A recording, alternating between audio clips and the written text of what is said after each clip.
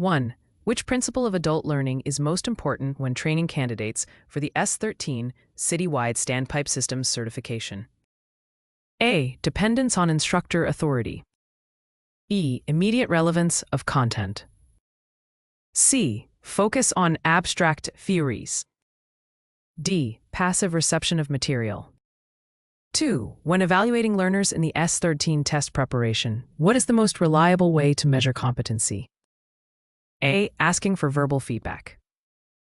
B. Multiple choice recall questions only. C. Performance-based assessments. D. Open group discussions. 3. In curriculum development for S-13 standpipe training, which element ensures compliance with FDNY regulations? A. Learners' personal interests. B. Alignment with official code requirements. C. Peer-reviewed journals. D. Open source manuals. 4. Which communication strategy best supports learners during S-13 certification training? A. Using highly technical jargon. B. Providing clear step-by-step demonstrations. C. Repeating the same material verbatim. D. Limiting opportunities for questions. 5. A mentor guiding an S-13 trainee should primarily focus on which action? A. Giving direct answers to all questions.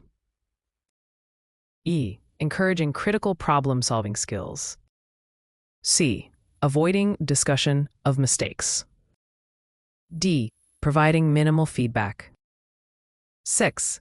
What is the primary purpose of evaluation methods in S-13 exam preparation? A. To create competition among learners. B. To ensure alignment with learning objectives. C. To test memory retention only. 7. Which principle of adult learning is emphasized when connecting S-13 training material to real-life emergency scenarios? A. Rote memorization. B. Experiential learning. C. Passive listening. D. Peer grading. 8. During a simulated standpipe inspection, what is the best way to evaluate a trainee's learning? A. Observe performance using a structured checklist. B. Ask them to summarize procedures orally. C. Test them on unrelated firefighting topics. D. Provide only peer evaluations. 9. In developing an S-13 training curriculum, which factor is most critical? A. Course length preference by learners. B. FDNY regulatory compliance standards. C. Informal learner discussions. D. Trends in unrelated certifications. 10. Which communication approach helps adult learners engage with S-13 standpipe system principles? A. Repetition without context. B. Linking content to workplace experiences. C. Using excessive theoretical explanations. D. Restricting group activities. 11. Which type of feedback supports improvement in S-13 exam practice performance? A. General encouragement only. B. Specific, actionable corrections. C. Ignoring errors for confidence building. D. One-word evaluations. 12. What is the primary regulatory goal of the S-13 standpipe certification? A. Personal career advancement. B. Ensuring fire safety compliance in high-rise buildings. C. Academic achievement recognition. D. Marketing trading institutions. 13. When teaching the correct operation of a standpipe system, which instructional method is most effective for adult learners? A. Reading aloud from code manuals. B. Hands-on practical demonstrations. C. Silent individual study. D. Watching non-related videos. 14. Which evaluation tool is most effective in verifying readiness for the S-13 exam? A. True-false quizzes only. B. Scenario-based performance tasks. C. Informal peer interviews. D. Self-reported confidence scales. 15. What is the role of mentoring in preparing candidates for the S-13 certification? A. To foster self-directed learning and confidence. B. To limit independence in decision-making. C. To provide minimal involvement. D. To emphasize memorization alone. 16. Which communication skill is most critical during S-13 system emergency drills? A. Clear and timely verbal instructions. B. Use of complex technical vocabulary. C. Silent observation without explanation. D. Restricting learner dialogue. 17. Why is regulatory compliance a central focus in S-13 curriculum development? It ensures materials are easier to teach. B. It aligns training with legal and safety standards. C. It reduces the cost of training. D. It increases learner convenience. 18. Which adult learning principle supports using case studies in S-13 training? A. Learners value abstract theories over practice.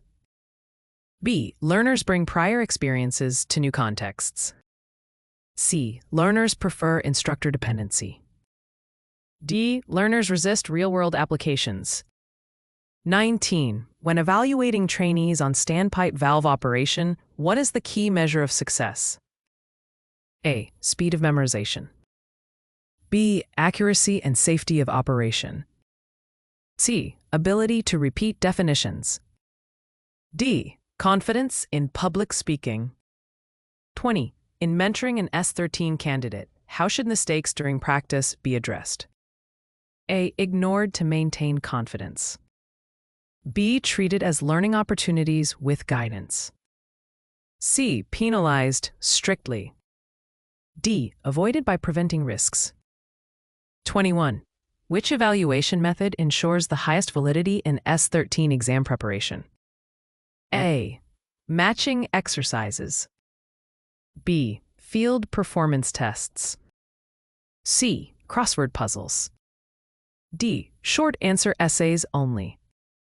22. When structuring the S-13 curriculum, which order is most effective?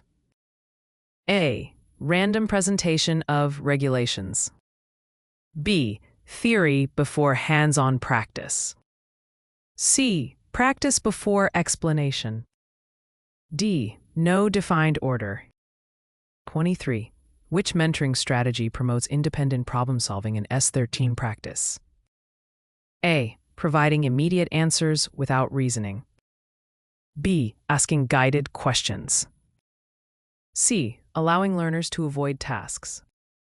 D. Withholding all feedback. 24.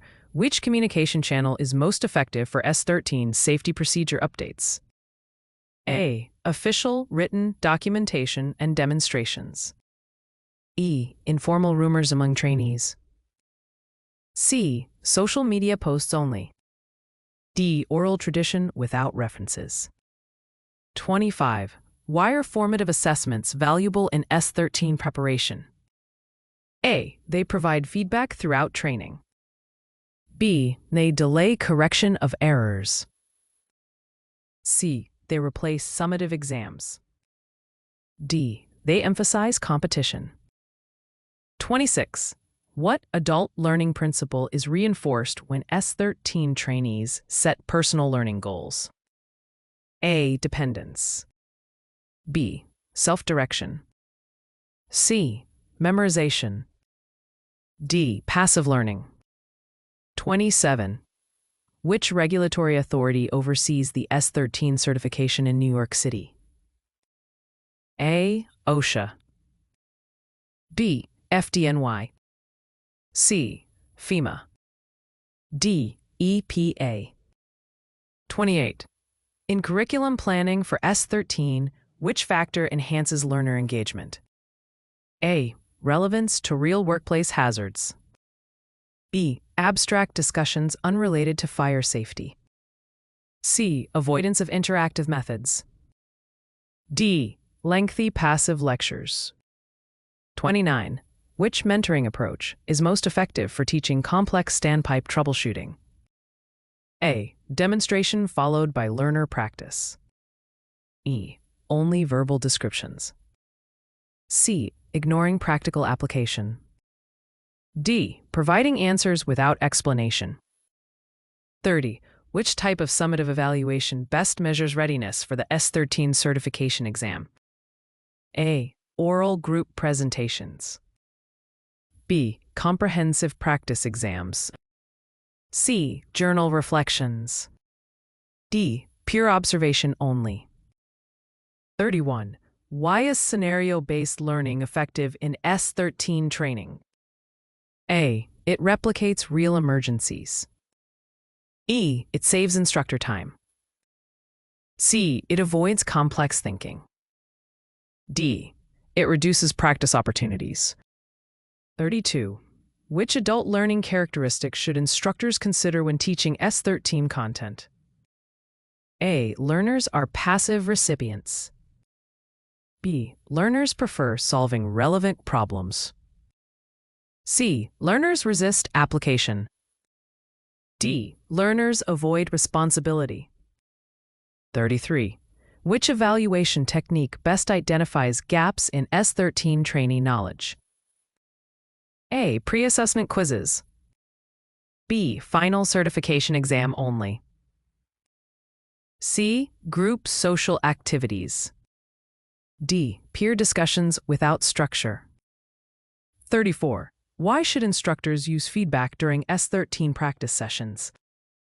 A. To reinforce correct performance immediately. E. To reduce instructor involvement.